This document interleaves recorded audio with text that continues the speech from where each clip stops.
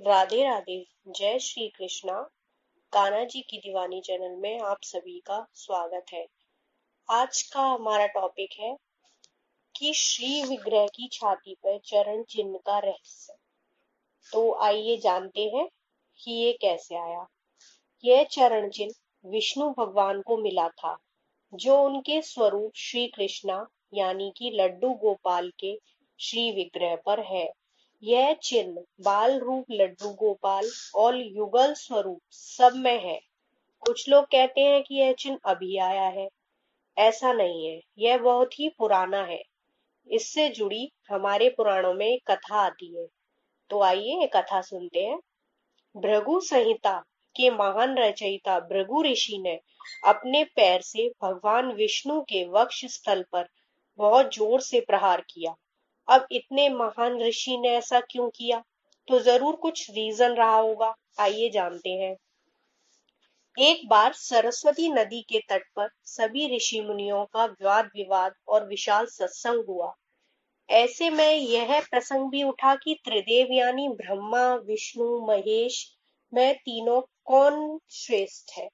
काफी वाद विवाद के बाद जब इसका कोई हल नहीं निकला, तो ऋषि श्रेष्ठ भगवान भृगु को यह दायित्व सौंपा गया कि वह पता लगाए कि त्रिदेवों में कौन श्रेष्ठ है। तो सबसे पहले भृगु ऋषि जी ब्रह्मा जी के पास पहुंचे।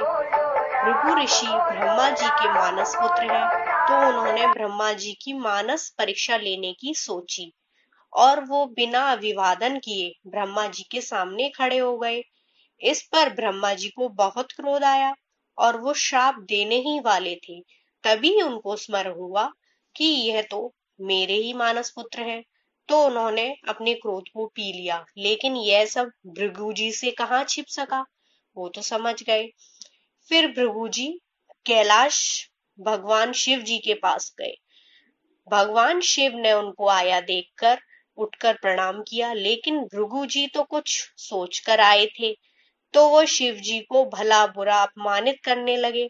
तो भगवान शिव को क्रोध आ गया और वो भगवान भृगु को भस्म ही करने वाले थे, लेकिन पार्वती जी ने शिव जी को स्मरण कराया कि भृगु जी ब्रह्मा जी के मानस पुत्र हैं। तब जाकर शिव जी का क्रोध शांत हुआ। अब बैकुंठ के स्वामी भगवान विष्णु की बारी आती है।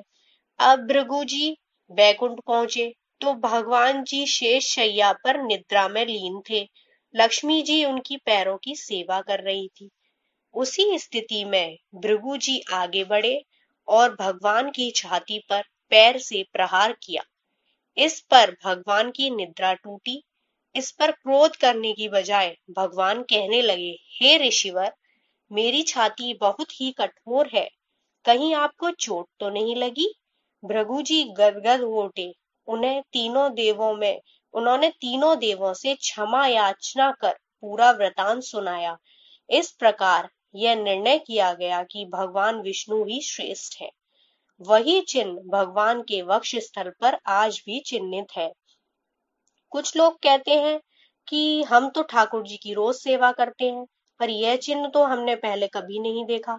तो जवाब यह है कि यह चिन्ह भगवान की कौस्तुभ मणि की माला के जस्ट नीचे होता है, तो ध्यान नहीं जा पाता है। और यदि आपके श्री विग्रह पर यह चिन्ह नहीं भी है, तो यह ना समझे कि श्री विग्रह खंडित है। यह सिर्फ बनाने वाले की गलती है। राधे राधे। जय श्री कृष्णा।